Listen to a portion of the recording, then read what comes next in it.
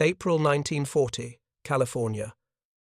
Edgar Schmued stood in North American Aviation's engineering bay in Inglewood, holding a wooden airfoil model that looked wrong to every conventional eye in the room. The maximum thickness sat too far back, almost halfway down the chord. Any aircraft designer from Boeing or Lockheed would have laughed. But Schmued had spent months studying wind tunnel data from the National Advisory Committee for Aeronautics in Virginia, and he'd found something that changed everything about how air moves over a wing. The British Purchasing Commission had just signed a contract giving North American 120 days to deliver a flyable fighter prototype. 120 days. Most aircraft programs took years, but Schmued had been secretly working on advanced fighter concepts for months, obsessed with a single problem that plagued every fighter of the era: the brutal trade-off between agility and range. If you're enjoying this deep dive into the story, hit the subscribe button and let us know in the comments from where in the world you are watching from today. You could build a nimble dogfighter like the Spitfire, brilliant in a turning fight but running out of fuel after 400 miles. Or you could build something with legs, but it would be slow and heavy. German Messerschmitt 109s were lethal interceptors, but tied to their airfields by fuel tanks holding barely 85 gallons. American P-40 Warhawks had decent range but couldn't climb fast enough to matter at altitude. Every air force on Earth faced the same physics problem. Range meant fuel. Fuel meant weight. Weight meant drag. Drag killed performance. There was no way around it, except Schmued believed there was a way. Not by adding more fuel or building bigger engines, but by fundamentally changing how air touched the wing. By making the aircraft slip through the atmosphere like it wasn't even there. Born in Hornbach, Germany in 1899, Schmued had watched aircraft demonstrations as a child and become obsessed with flight. He'd served as a mechanic in the Austro-Hungarian aviation troops during World War I, then spent years teaching himself engineering through rigorous self-study. No formal university degree, just raw determination and technical brilliance. After the war devastated Germany's economy, he'd emigrated to Brazil in 1925, working for General Motors' aviation division. 6 years later, in 1931, he was sponsored to enter the United States, one of only 794 people admitted under strict immigration quotas that year. He went straight to work for Fokker Aircraft Corporation of America, a General Motors subsidiary in New Jersey. By 1936, he'd landed at North American Aviation in California when the company relocated from the East Coast. The journey had been tragic. While traveling to California with his wife Louisa, their car was hit head-on Route 60. Louisa was killed. Schmued himself was seriously injured, but after recovering, he threw himself into aircraft design with renewed intensity, working on the B-21 bomber and the B-25 Mitchell. Now, in April 1940, company president James Dutch Kindleberger had approached him with an audacious question. The British wanted North American to build Curtiss P-40 Warhawks under license. Standard procedure, safe money. But Kindleberger and Schmued saw something else, a chance to prove they could design something better from scratch. Schmued told the British representatives something that seemed insane. "We can design you a better fighter from scratch in 120 days. 4 months. The British thought he was delusional. His own colleagues thought he was delusional. You don't design a combat aircraft in that time. It takes years of testing, wind tunnel work, prototype failures. But Schmued had a secret weapon, data from NACA's Langley Research Center in Virginia. An engineer named Eastman Jacobs had spent years in wind tunnels studying how air moves over wing surfaces, and he'd discovered something counterintuitive. Most aircraft wings of the 1930s had their thickest point about 25 to 30% back from the leading edge. Jacobs moved that maximum thickness point back to 45%, almost halfway down the wing chord. This subtle change created a different pressure gradient that kept airflow smooth and laminar, meaning the air molecules flowed in organized layers rather than chaotic turbulence for a much longer distance over the wing surface. The numbers from wind tunnel tests were stunning. Laminar flow wings could reduce drag by 30 to 40% compared to conventional airfoils at cruise speeds. 30% less drag translated directly into revolutionary range. You could fly the same distance on less fuel, or carry more fuel and fly dramatically farther. But there was a critical catch. Laminar flow only worked if the wing surface was absolutely smooth, imperfections measured in thousandths of an inch. A single rivet head sticking up, a bug splatter, even rough paint could trip the airflow from laminar to turbulent and destroy the advantage completely. Most engineers considered it impossible to maintain that precision in mass production, let alone in combat conditions with bullet holes and battlefield repairs. It was a wind tunnel dream that would never work in the real world. Schmued disagreed. The British, desperate and running out of options as Nazi panzers rolled through France and Luftwaffe bombers terrorized European skies, signed the contract on May 29, 1940. 120 days to first prototype. It was impossible. Schmued assembled a team of 150 engineers and draftsmen. Chief Engineer Ray Rice, Chief Aerodynamicist Ed Hawkey, team members including Stan Smithson and Larry Waite. They worked 24-hour shifts in rotating crews, not because they were patriotic, though they were, not because they believed in the cause, though they did, but because Schmued had convinced them they could build something that would rewrite the rules of aerial warfare. The wing design became an obsession. Schmued took NACA's laminar flow airfoil concept, the 45-100 series, and modified it specifically for the Mustang. He didn't just copy the wind tunnel data. His team ran their own tests at the University of Washington's Kirsten Wind Tunnel, comparing a wing using NACA's standard 5-digit airfoils against one using the new NAA/NACA 45-100 airfoils. The results showed the superiority of the laminar flow design in actual testing, not just theory. But achieving laminar flow in production required manufacturing tolerances that seemed insane for 1940. North American Aviation developed flush riveting techniques, where rivet heads sat perfectly flush with the wing skin rather than protruding. They used jigs and fixtures that held wing panels to tolerances of plus or minus 0.05 inches. Workers hand-sanded wing surfaces. They applied multiple coats of primer and paint, wet sanding between each coat until the surface was glass smooth. Quality inspectors rejected wings that other manufacturers would have considered perfect. Schmued personally checked surface waviness, knowing that anything over 0.004 inches over a 2-inch span would kill the laminar flow. It added time and cost to production. Dutch Kindleberger had to defend the decision to company accountants who saw only expense and delay. But Schmued knew the physics. Smooth surfaces weren't optional, they were the entire point. The engineering went deeper than just the wing profile.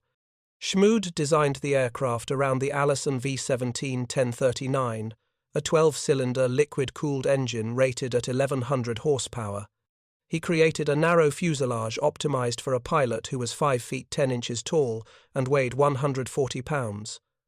The Curtiss P-40, which also used the Allison, had been originally designed for an air-cooled radial engine, resulting in a large frontal area that created drag. The Mustang would be sleek, tight, efficient. The landing gear was designed with a wide track of 12 feet, folding inward. The Messerschmitt 109's gear folded outward with a much narrower track, causing difficult handling during ground rolls. The Spitfire and P-40 also had narrow tracks. Schmued wanted stability on the ground, not just in the air. The gear incorporated closing inner doors while extended, minimizing drag even with wheels down. The tail wheel was fully retractable and could be steered by the rudder or allowed to swivel freely. October 26, 1940. 178 days after contract signing, 68 days past the impossible deadline, but still remarkably fast. Test pilot Vance Breeze lifted the NA-73X prototype off the runway at Mines Field in Los Angeles. The plane felt light, responsive, almost eager. Breeze pushed it through rolls and climbs. When he landed, he told Schmued something engineers dream of hearing. "This thing handles like a sports car." Within weeks, the British christened it Mustang. Initial reports seemed to validate Schmued's impossible gamble. The plane was fast, 390 miles per hour in level flight, faster than almost anything in the sky. It was smooth. It was stable. And the laminar flow wing seemed to be working. Fuel consumption at cruise speed was remarkably low. The internal fuel capacity of 184 gallons in the wings translated to a range of 750 miles at 300 miles per hour. Add external drop tanks, and the numbers became even more impressive. But then pilots took it into combat altitude, and a fatal flaw revealed itself. Below 15,000 feet, the Mustang was magnificent. Royal Air Force squadrons started receiving their Mustangs in late 1941 and used them for ground attack and tactical reconnaissance missions. RAF pilots strafed German supply columns in France with devastating effect. The aircraft was fast, stable, and deadly at low altitude. But the moment you climbed above 15,000 feet, the Mustang transformed from thoroughbred into struggling cart horse. The engine wheezed. Acceleration died. In a high-altitude dogfight against a Messerschmitt Bf 109 or Focke-Wulf 190, the Mustang became a sitting duck. Pilots started calling it a low-altitude sports car trapped in a high-altitude war. The culprit was the Allison V17-10 engine, a beautifully engineered piece of American machinery that had one fatal flaw. It used a single-stage, single-speed supercharger. At high altitude, air is thin. There's less oxygen for the engine to burn. A supercharger is essentially an air compressor that forces more oxygen into the engine cylinders. The Allison's supercharger worked fine at sea level and medium altitude, delivering a respectable 1,100 horsepower. But above 15,000 feet, where most European air combat happened, that supercharger couldn't compress enough air. Power dropped to around 900 horsepower. Meanwhile, German fighters with sophisticated two-stage superchargers maintained full power up to 25,000 feet. In a dogfight, horsepower equals options. Speed, climb rate, the ability to escape or pursue. The Mustang had beautiful aerodynamics, Schmued's laminar flow wing working exactly as designed, but not enough muscle to use them where it mattered. American pilots discovered this the hard way. The U.S. Army Air Forces initially relegated their P-51s to low-level reconnaissance missions, essentially the same role the RAF had settled for. Photo reconnaissance Mustangs would scream across enemy territory at treetop level, using speed and surprise to avoid fighters rather than engaging them. It was humiliating for a plane that looked so promising, that had cost so much development time and incorporated such revolutionary engineering. Engineers at Wright Field in Ohio ran test after test, tweaking fuel mixtures and supercharger gearing. They modified intake systems. They adjusted propeller pitch.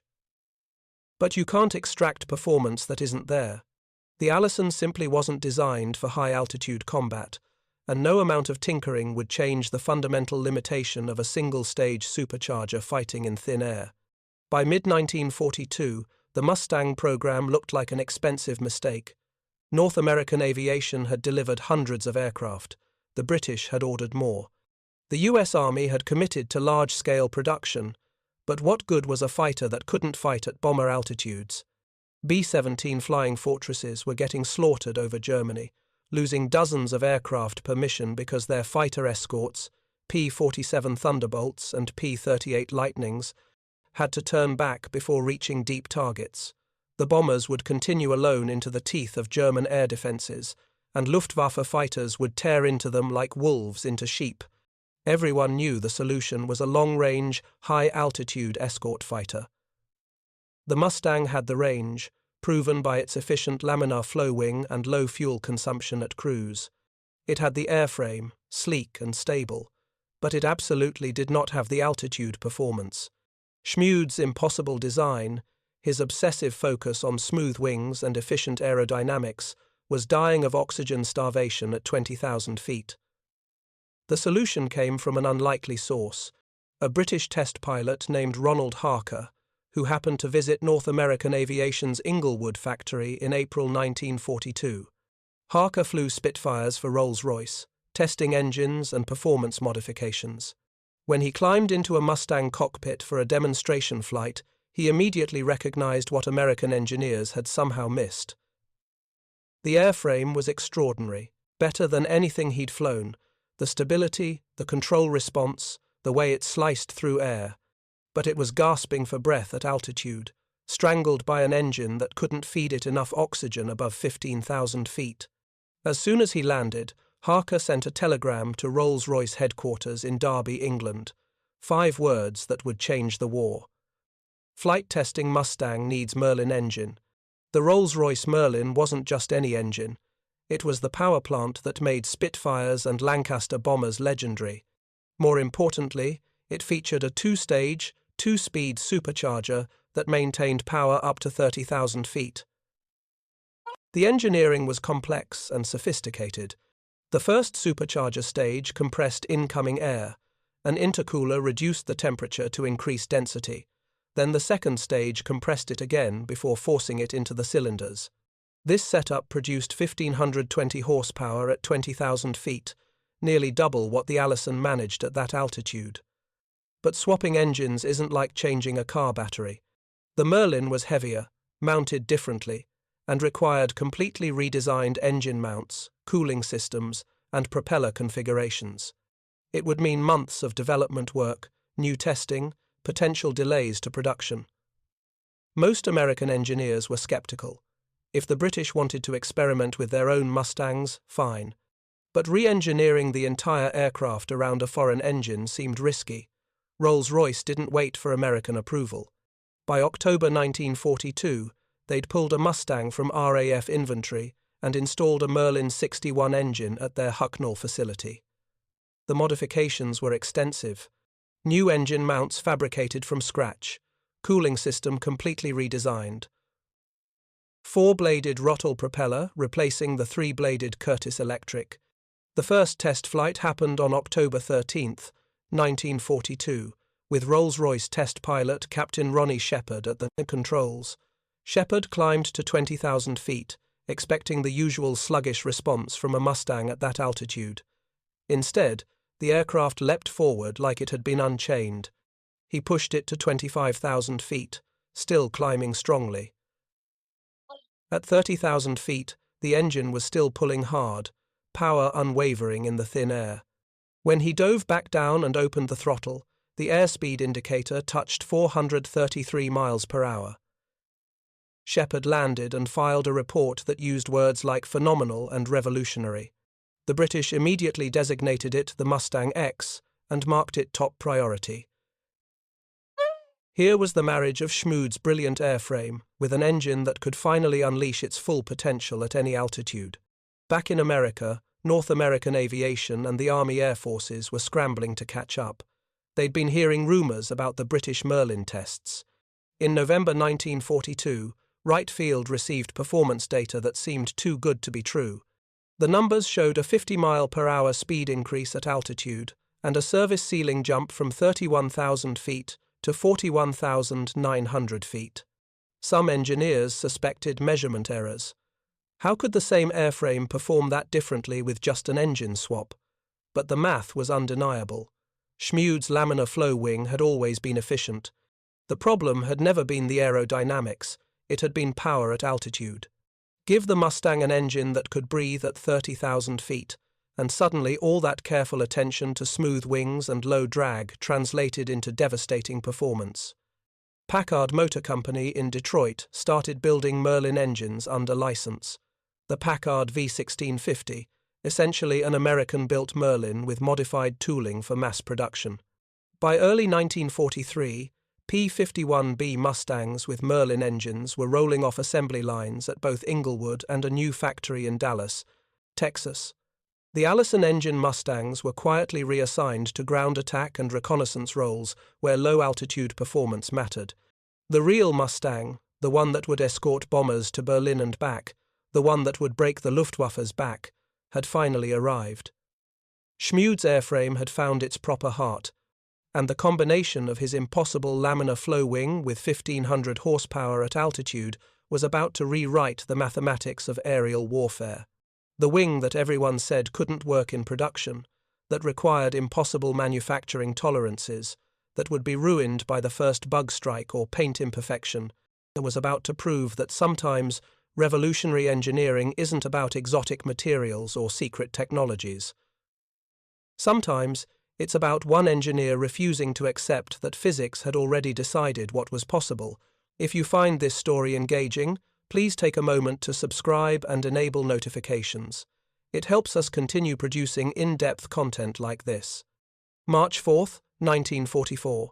64 P-51B Mustangs from the 4th Fighter Group lifted off from Debden Airfield in England at 10:15 in the morning. Their wings carried 110-gallon external drop tanks, the paper and resin types that everyone still called cardboard tanks, even though they worked perfectly. The mission briefing had been blunt. Escort the B-17 bombers to Berlin and bring them home. Berlin, Hitler's capital. 1,100 miles round trip. Deep in the heart of the Third Reich, where no Allied fighter had ever ventured, the bomber crews didn't quite believe it. They'd watched too many escort fighters waggle their wings in apology and peel away at the German border, fuel gauges forcing them home, while Luftwaffe fighters moved in for the kill.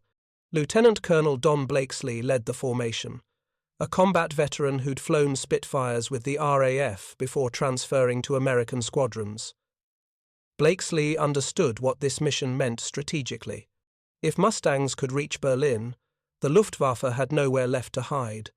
German fighters had been retreating deeper into Reich territory, operating from bases they considered safe from American escorts. The weather was typical March misery, thick clouds over the channel, icing conditions at altitude. Several Mustangs aborted with mechanical issues, but the main formation pressed on, crossing into German airspace at 27,000 feet. They throttled back to efficient cruise speed, that sweet spot where Schmued's Laminar flow wing delivered its magic. Fuel consumption dropped to around 60 gallons per hour. The math worked. Berlin was reachable. The bomber stream stretched for miles. 316 B-17s heading for a ball-bearing factory in Erkner, just outside Berlin. Around 11:40 near Brunswick, the first Luftwaffe fighters appeared, Messerschmitt Bf-109Gs and Focke-Wulf 190, as diving from above. Normally, this is where the escorts would already be gone, fuel tanks empty, heading home. But today, the Mustangs were still there. German pilots hesitated. Years of habit told them American fighters shouldn't be this far east. That moment of confusion cost them. The Mustangs broke formation and engaged, turning inside the German fighters. At this altitude, 27,000 feet, the Merlin-powered Mustangs had every advantage.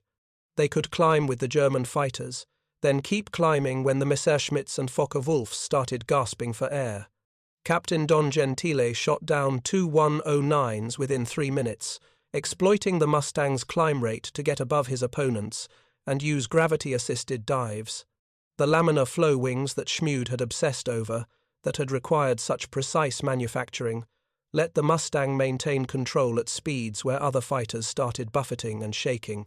German pilots found themselves in the unfamiliar position of being outrun and outclimbed simultaneously. The furball, pilot slang for a tangled dogfight, scattered across 50 miles of German sky. But the critical fact remained. The bombers kept flying toward Berlin, and Mustangs kept protecting them. This wasn't a fighting retreat, this was dominance. At 12:15, the formation crossed into Berlin's airspace. Flak batteries opened up, filling the sky with black bursts of exploding shells. But the weather worked in the Allies' favor. Cloud cover was so thick the anti-aircraft gunners were firing blind. The B-17s dropped their bombs through the clouds using radar guidance and turned for home. The Mustang pilots checked their fuel gauges. They'd burned through the drop tanks and were into internal fuel. But the math still worked. The return leg would be flown at optimal cruise speed, that magic number where laminar flow delivered maximum efficiency. No unnecessary maneuvering. Straight lines home. By 14:30, the formation was back over the North Sea. By 1500 hours, wheels were touching down at English airfields. The mission statistics told the story. 5 bombers lost, mostly to flak. The Luftwaffe claimed 11 Mustangs destroyed, but actual losses were 5, with 3 pilots rescued. American fighters claimed 13 German aircraft destroyed. But the real victory wasn't the kill ratio, it was the psychological impact. Luftwaffe pilots radioed their controllers in disbelief. American fighters over Berlin? How? Reich Marshal Hermann Göring, commander of the Luftwaffe, reportedly said something that captured the strategic shift. "When I saw Mustangs over Berlin, I knew the jig was up." The myth of Fortress Germany had died at 27,000 feet, not because of superior firepower or overwhelming numbers, but because one German immigrant engineer in California had refused to accept that you couldn't build both a long-range fighter and an agile dogfighter, because he'd obsessed over wing smoothness measured in thousandths of an inch, because he'd believed wind tunnel data when everyone else said laminar flow was a laboratory dream. Schmued's wing worked exactly as he'd calculated. The internal fuel capacity of 269 gallons increased from the original 184 by adding an 85-gallon fuselage tank, combined with the wing's efficiency to create unprecedented range. Add 2 110-gallon drop tanks, and the total fuel load reached 489 gallons. At optimal cruise, burning 60 gallons per hour, that meant over 8 hours of flight time. Combat radius, the distance you could fly, fight for 20 minutes, and return home, reached 750 miles. Berlin, 580 miles from East Anglia, was suddenly not just reachable but comfortably within escort range. Compare that to a Spitfire Mark 9 with 85 gallons internal fuel and a combat radius of barely 400 miles, or a P-47 Thunderbolt with 305 gallons and a combat radius of 475 miles, even with drop tanks. The Mustang wasn't just better, it existed in a different category entirely, and the beautiful irony was that it flew farther by flying faster. At 280 miles per hour cruise speed, it consumed fuel so efficiently that the laminar flow wing's drag reduction translated directly into strategic capability. Bomber crews started calling Mustangs little friends, because for the first time in the air war over Europe, those little friends could stay with them all the way to the target and all the way home. The combat performance that followed validated everything Schmued had designed into that wing. German pilots in 1944 weren't rookies. Many were aces with hundreds of combat hours, men who'd survived the Battle of Britain and the Eastern Front. They flew aircraft specifically engineered for high-altitude interception. The Messerschmitt Bf-109G could hit 400 miles per hour and climb at 3,100 feet per minute. The Focke-Wulf 190A was even more formidable, a brutish radial engine fighter that could absorb tremendous punishment and roll faster than anything in the sky. On paper, these were peer competitors. In practice, the Mustang made experienced German pilots look like students. The P-51D, which entered service in mid-1944 with a bubble canopy for 360-degree visibility, topped out at 437 miles per hour at 25,000 feet. That's fast, but not overwhelmingly faster than German fighters. The real advantage was climb rate.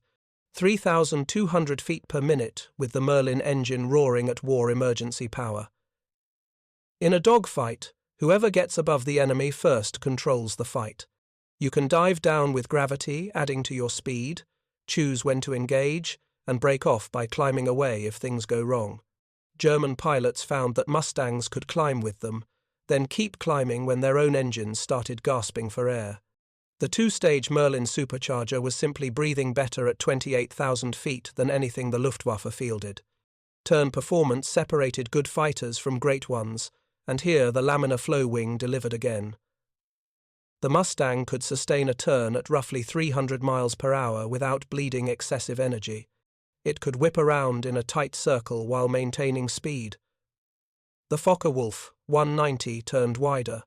The Bf-109 could turn tighter initially but bled speed rapidly, leaving the pilot vulnerable. American pilots learned to exploit this. If a Messerschmitt got on your tail, you'd pull into a climbing spiral turn. The 109 would follow, both aircraft pulling 4 or 5 Gs, enough to grey out your vision at the edges. But the Mustang maintained its energy state better. After 2 full turns, the 109 would be wallowing, slow and vulnerable, while the Mustang still had speed in reserve to reverse the fight. Diving speed mattered enormously when things went wrong. The Mustang was cleared for dives up to 505 miles per hour, though pilots regularly exceeded that chasing fleeing targets. The airframe stayed solid. No wing flutter, no control lockup. Schmued had designed structural strength into every component using stressed skin construction, where the aluminum skin itself carried aerodynamic loads rather than relying solely on internal frameworks. German fighters, particularly the 109, had issues with elevator flutter in high-speed dives. That 50-mile-per-hour difference meant a diving Mustang could catch almost any fleeing opponent or escape almost any pursuer. Firepower sealed the deal. The P-51D carried 6 50-caliber Browning M2 machine guns, 3 per wing, with 1,800 rounds total. Each gun fired 800 rounds per minute. At convergence range, typically set for 300 yards, all 6 streams of bullets met in a cone of destruction about 6 feet across. A 2-second burst put roughly 160 bullets into that cone. Against the relatively fragile structure of German fighters, that was devastating. Pilots reported seeing wings fold, tails separate, and cockpits disintegrate under concentrated 50-caliber fire. Between January 1944 and May 1945, P-51 Mustangs were credited with destroying 4,950 enemy aircraft, more than any other Allied fighter in the European theatre. That number includes 4,131 aircraft shot down in air combat and another 819 destroyed on the ground during strafing runs. But raw kill numbers only tell part of the story. You have to look at what those kills accomplished strategically. The 8th Air Force, the primary American bomber force in England, lost 350 heavy bombers per month on average during the second half of 1943. That's roughly 3,500 trained aircrew killed or captured every 30 days, unsustainable by any measure. Each B-17 or B-24 carried 10 men, represented hundreds of thousands of dollars in manufacturing costs, and required months of crew training. The Luftwaffe was winning the attrition war simply by forcing unescorted bombers to run a gauntlet of fighters concentrated at choke points along routes to German industrial targets. In October 1943, a raid on Schweinfurt lost 60 bombers out of 291 dispatched. A 20% loss rate that would bankrupt the entire bombing campaign within months if it continued. The arrival of long-range P-51B escorts in December 1943 changed the math immediately. By March 1944, bomber loss rates had dropped to 3.5% per mission. By June 1944, after D-Day, when Mustang groups were flying multiple daily missions, the rate fell below 2%. The Luftwaffe didn't suddenly get worse at fighting. They got forced into an impossible situation. German fighters had to engage the bombers to stop the destruction of Reich industry. But engaging meant running through a screen of Mustangs that could chase them anywhere. Luftwaffe pilots started reporting situations where they'd spot bomber formations, but couldn't attack because Mustangs held the altitude advantage. The escorts had shifted from defensive to offensive operations. Ground attack missions added another dimension of destruction. Once bomber formations were safely headed home, Mustang squadrons would descend to treetop level and hunt targets of opportunity. Locomotives, trucks, fuel depots, aircraft parked on airfields. The 50-caliber guns that could shred a fighter at altitude proved equally effective against thin-skinned ground targets.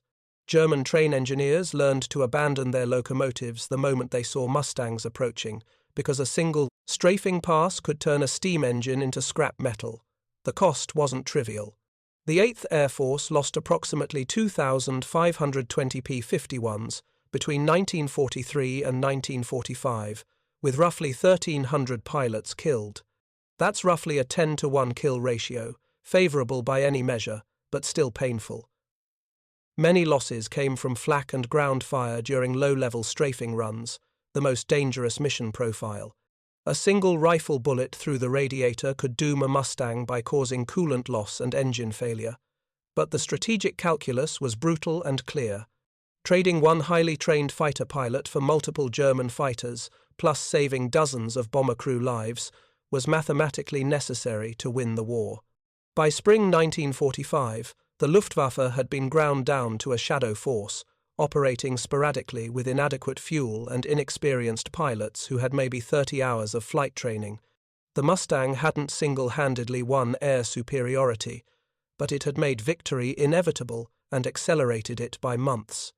The war ended in May 1945, and most wartime aircraft designs vanished into scrapyards or museums within a few years. The future belonged to jets. Everyone knew that. The Messerschmitt Me-262 jet fighter had already proven that piston engines were obsolete, even if it arrived too late to save Germany. Yet Edgar Schmued's Mustang refused to retire gracefully. The design principles embedded in that laminar flow wing and stressed skin fuselage kept finding new applications long after the last combat mission over Europe. The story of what happened next reveals something important about truly revolutionary engineering. Great design transcends its original purpose. The Korean War broke out in June 1950, and suddenly the Air Force needed ground attack aircraft that could operate from rough forward airstrips and survive heavy anti-aircraft fire. Jets of that era were temperamental, fuel-hungry, and required long concrete runways. The 51D Mustang, redesignated when the Air Force became independent in 1947, came out of mothballs and deployed to Korea within weeks. Pilots found that the aircraft performed ground attack missions superbly, carrying bombs, rockets, and napalm while absorbing battle damage that would down a jet. The reliable Merlin engine and robust airframe meant Mustangs could operate from primitive strips near the front lines. They flew 62,607 combat sorties in Korea, losing 351 aircraft, primarily to ground fire. Not bad for a design that was already a decade old. But the most surprising longevity came in foreign service.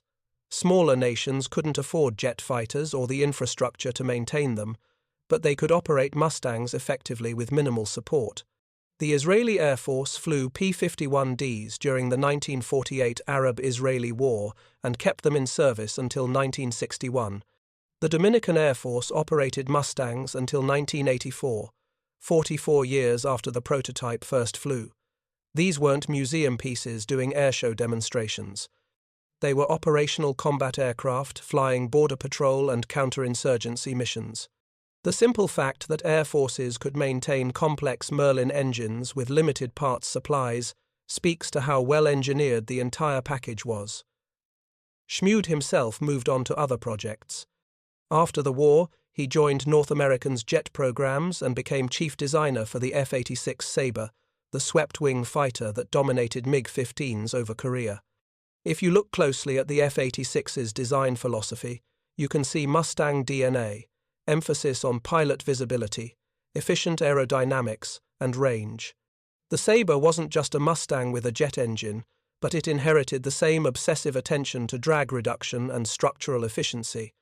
Schmued retired in 1960 and died in 1985, having lived long enough to see his impossible 1940 design still flying in combat 4 decades later. Not many engineers get to witness that kind of legacy. The technical influence went deeper than individual aircraft. The NACA 45-100 laminar flow airfoil that Schmued bet his career on became the foundation for research into supercritical wings used on modern airliners.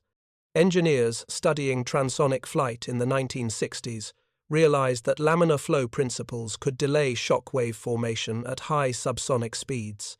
Boeing applied these lessons to the 737 and 747. Airbus used similar concepts on the A320 family. Every time you board a commercial airliner with long range and fuel efficiency, you're benefiting from aerodynamic principles that Edgar Schmued proved could work not just in wind tunnels, but in combat at 400 miles per hour with someone shooting at you. The P-51 Mustang proved something that military procurement offices still struggle to accept. Sometimes the best solution comes from an engineer nobody asked, solving a problem in ways nobody expected, on a timeline nobody believed possible. Schmued's 120-day impossible deadline in 1940 produced an aircraft that influenced aerospace design for 3 generations. That's not just good engineering. That's vision executed with precision under impossible pressure. The laminar flow wing that everyone said couldn't work in production, that required manufacturing tolerances measured in thousandths of an inch, that would supposedly be ruined by the first bug strike or rough paint job, didn't just work. It revolutionized what was possible. By reducing drag 30 to 40% compared to conventional airfoils, it gave the Mustang range that no other fighter could match: 2,000 miles with external tanks, 750 miles of combat radius, the ability to escort bombers to Berlin and still have fuel to fight on the way home. Physics hadn't decided what was possible. One German immigrant with a pencil and an obsession with smooth wings had rewritten the rules. The numbers tell the story. The Mustang's internal fuel efficiency, derived entirely from that laminar flow wing, meant it consumed approximately 60 gallons per hour at optimal cruise. Compare that to a P-47 Thunderbolt burning over 100 gallons per hour at similar speeds. The Mustang wasn't carrying dramatically more fuel. It was using what it carried dramatically more efficiently.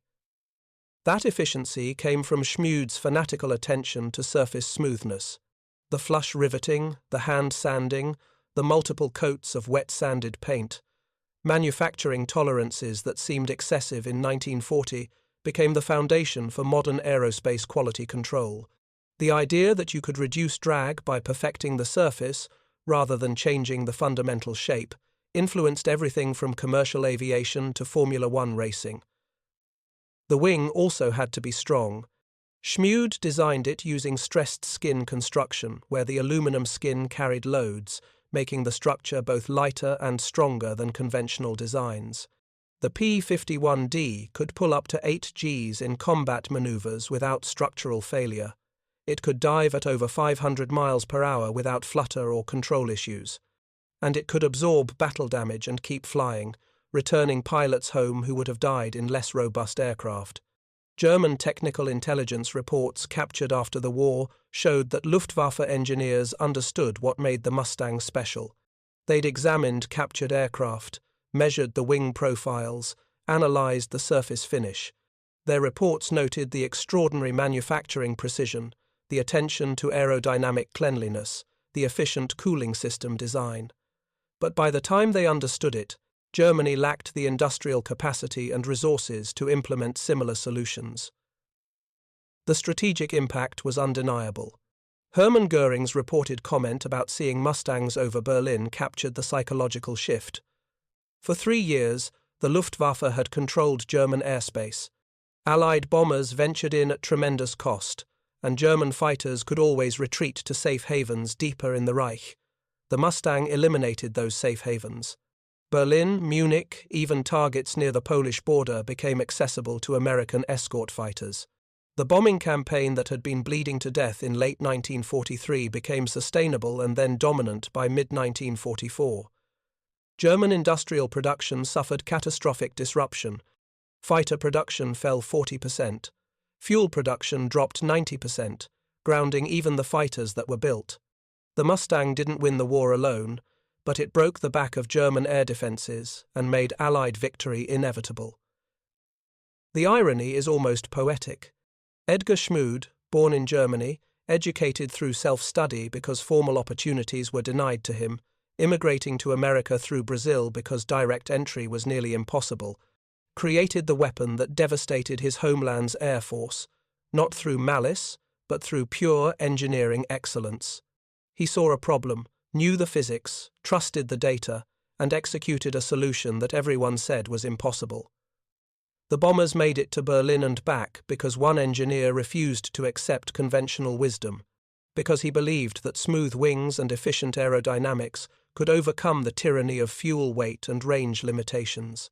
Because he understood that sometimes the most revolutionary solutions don't require exotic materials or secret technologies, just the courage to pursue precision where others settle for good enough. The P-51 Mustang flew over 2,000 miles on a single tank of fuel, not because of magic, but because Edgar Schmued spent months obsessing over laminar flow, because North American Aviation invested in manufacturing precision that seemed wasteful, because test pilots trusted an airframe that flew differently than anything before it. The laminar flow wing worked exactly as the wind tunnel data predicted, delivering 30% drag reduction that translated into strategic range nobody thought possible.